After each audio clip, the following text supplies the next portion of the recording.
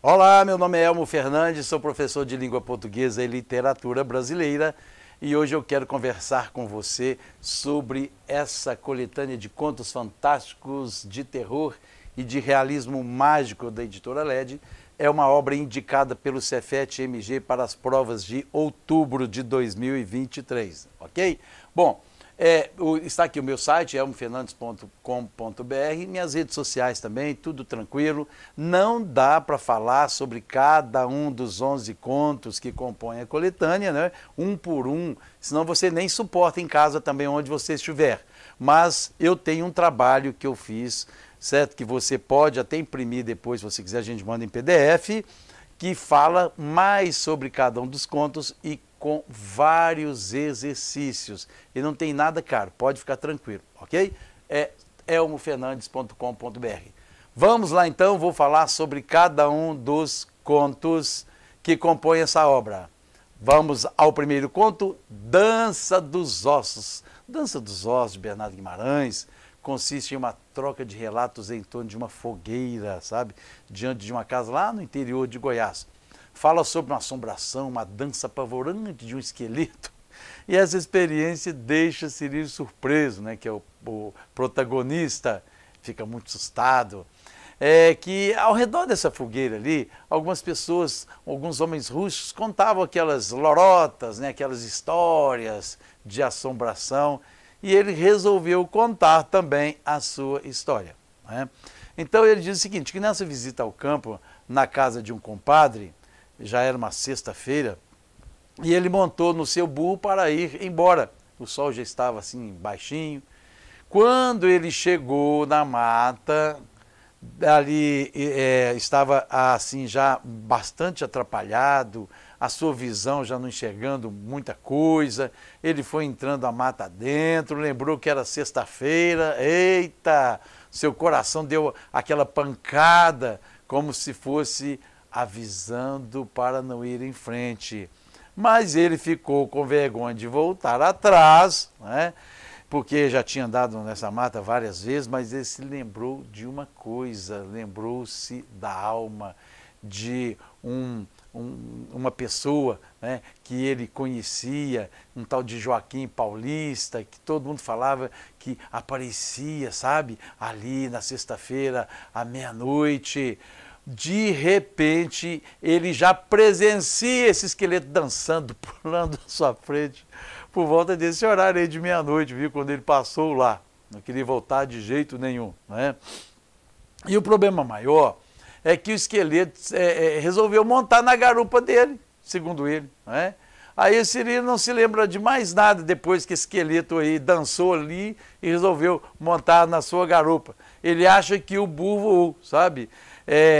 Ele, mesmo depois de ter feito aquelas orações, não parece que não adiantou nada, o esqueleto montou lá, ele acordou lá no terreiro da casa dele no dia seguinte, a patroa abriu a porta ali, ele estava lá, o burro já selado do lado dele, e ele ficou pensando, meu Deus, como é que esse burro pode ter entrado comigo para dentro, se está tudo fechado lá? Eu acho que esse burro voou mesmo. Então ele com aquelas dores no corpo tremendas, né? Ele pensou, nosso Deus, não é que esse burro voou comigo mesmo, com a caveira na garupa, com o esqueleto da garupa e veio parar aqui? Coisas, né? Contos mesmo. De Machado de Assis, de Bernardo Guimarães, aliás, né? Agora tem os Sem Olhos, né? Olha, Sem Olhos, aí sim é de Machado de Assis, é uma história que se inicia na casa do casal Vasconcelos. Quando esse casal recebeu alguns amigos, Bento Soares, a sua mulher Maria do Céu, o bacharel Antônios e o desembargador Cruz. A conversa antes ia até tranquilo, né? Mas aquele chá, aquela coisa toda, mas aí passou a temas mais pesados, né? Em uma cena, a personagem anfitriã, casada, ela flerta com um dos convidados. É verdade. Os convivos começam então a discutir a existência ou não de fantasmas. E um tal de desembargador Cruz, que estava sendo meio que traído, né, afirma ter medo de assombrações e narra, por insistência dos presentes, um episódio que lhe aconteceu lá na sua juventude. a fim de demonstrar o motivo dos seus temores, não é à toa não, né? Esse episódio aconteceu, segundo ele, no Rio de Janeiro, no sobrado onde ele morava, na Rua da Misericórdia, ali num sótão, né? E ali era muito tenebroso o lugar, sabe? E morava um sujeito esquado, esquisito, meio doido, chamado Damasceno. Entre alguns encontros que ele teve com esse Damasceno, né? Bastante desconfortável, ele ficou com dó, né? Ficou se apiedando desse Damasceno, e numa dessas crises de Damasceno, ele, nas visitas, ele acaba falando para o Cruz que estava muito adoentado, estava muito depressivo, porque ele conta, né, tem a coragem de contar para o Cruz, o desembargador Cruz, que se apaixonou por uma mulher casada. Eita! Essa mulher sofreu as consequências dessa paixão, sabe qual foi? O marido dela mandou arrancar os olhos dela, certo? E ele disse que continuava vendo ali o fantasma dessa mulher. Eu não sei se era com olhos ou sem olhos, né? Então, o próprio Cruz fala que acabou vendo essa assombração também, num certo dia em que estava lá. Então a mulher estava em cima mesmo do Damasceno, né? E aí a história fica mais ou menos nesses termos, certo? Depois também temos o conto chamado O Enfermo, de Machado de Assis também, né? O que acontece? É o seguinte, o seu Felisberto, ele era um senhor muito rico, mas muito rabugento também, Coronel Felisberto, né? E ele precisa de alguns cuidados de enfermeiros. Mas os enfermeiros não param lá, né? Porque ele maltrata todo mundo. Mas um tal de Procópio foi cuidar do seu Felisberto. Durante um bom tempo, esse Procópio suportou o mau humor, as agressões desse coronel, mas ele acaba também se demitindo. Ninguém aguentava o coronel. Mas esse Felisberto, que é o coronel, pede desculpas ao enfermeiro Procópio, que foi trabalhar lá. E o Procópio acaba continuando lá o seu trabalho.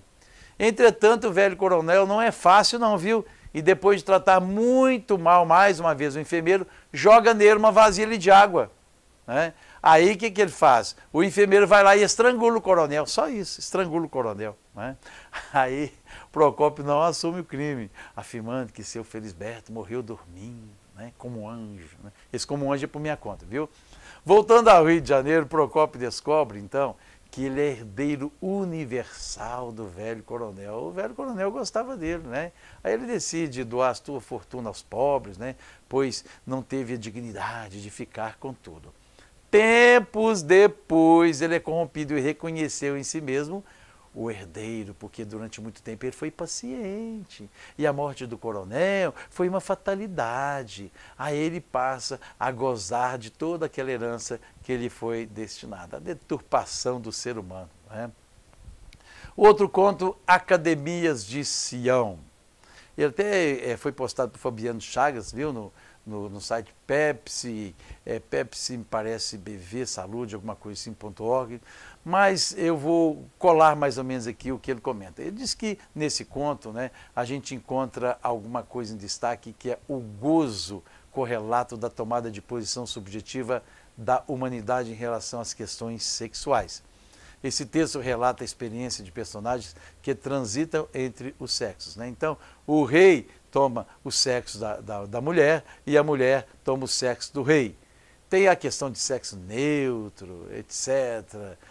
Então, é aquele dilema da alma. Será que a alma é neutra? Será que a alma é sexual? Será que ela não veio errado em alguns seres humanos? O homem era para nascer mulher, a mulher era para nascer homem, é a alma que definiu essas coisas aí. É um enigma tremendo. Então, de forma assim, irônica, né, Machado de Assis tenta desconstruir nesse conto o ideal de que um ser complementa o outro sexualmente, entendeu? Então, são essas coisas aí. Bom, depois das Academias de Sião, nós temos também, aí dentro do conto, A Igreja do Diabo. É outro conto de Machado de Assis, né? Fala de um velho beneditino no qual o diabo teve a ideia de fundar uma igreja ali, e esse projeto, conversando com os beneditinos, baseava-se no fato de se sentir-se humilhado por Deus, né?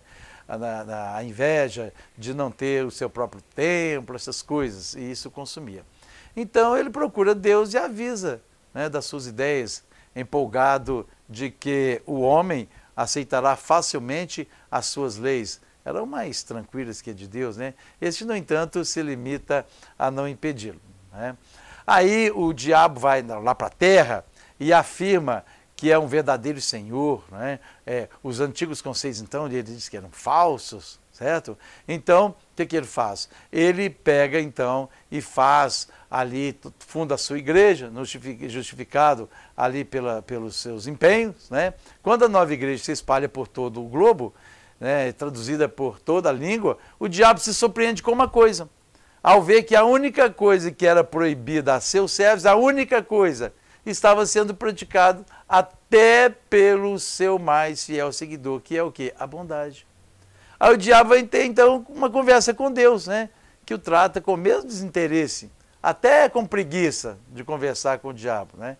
E ele é questionado sobre essa questão do ser humano, né? Então, aí Deus responde, então, que ali há realmente uma eterna desigualdade entre os homens, mas a bondade ele não consegue destruir. É mais ou menos essa história aí, tá bom?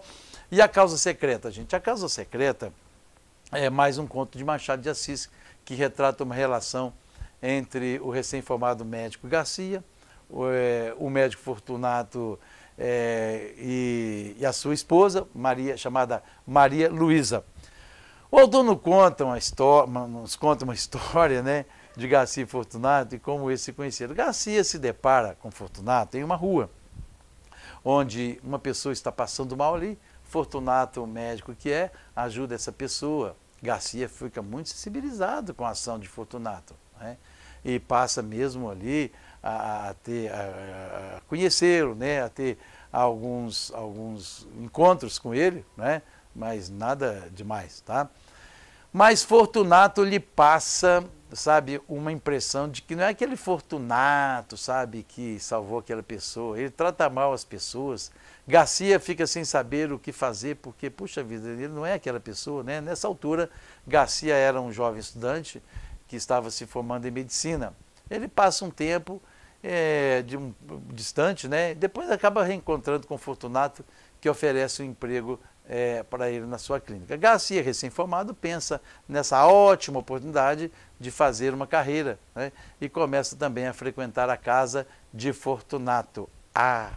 Aí ele repara que a Maria Luísa, que é a esposa do Fortunato, é uma mulher que parece sofrer muito, sabe? Percebe que está faltando alguma coisa naquele casamento. Ela tem aquele rosto sofrível, comportamentos sofríveis, né? E ele, ali, frequentando a casa, acaba se apaixonando por Maria Luísa. Um certo dia, ele chega lá, né, e ela está muito fora de si. Aí ele perguntou para ela o que estava acontecendo e tal. Ela falou assim: meu marido voltou a fazer aquelas experiências, Garcia. Aí ele perguntou: mas que experiência? A Maria Luísa responde assim: você não sabia, Garcia? Olha, ele faz experiência com animais vivos, corta pedaços desses animais ainda vivos e depois coloca o animal no fogo para cicatrizar aquilo. Que coisa horrível, né? Aí Garcia ficou muito apavorado, porque via o Fortunato como uma boa pessoa, apesar de tratar mal alguns, né? Ele vai visitando a Maria Luísa e repara que o Fortunato fica sondando os dois, né, com uma aparência até meio que feliz, sabe? E ele acha aquilo esquisito.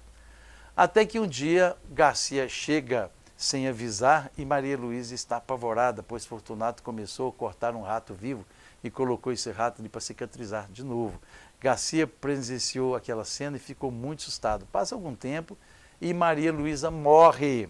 No velório dela, Fortunato flagra Garcia chorando por ela e percebe que este nutria um amor por sua mulher. Ele desconfia isso, né? Ao invés de se indignar, de ficar bravo, ele se delicia com o sofrimento do amigo, entre aspas, junto ao cadáver de Maria Luísa. Tenebrosa isso aí, não é? Olha, eu percebo que está ficando muito grande esse comentário, então vou fazer o seguinte, eu vou dividir em dois, né, porque são 11 contos, a gente imagina uma coisa, depois olha, vai ficando grande demais. Fica essa primeira parte aí e eu gravo de novo um vídeo com a segunda parte e a gente termina. Lembrando que esse estudo completo, viu, com mais detalhes, está lá no nosso site elmofernandes.com.br, inclusive com exercícios e gabaritos que eu posso mandar para você por PDF, ok? Um abraço e até o próximo encontro na parte 2.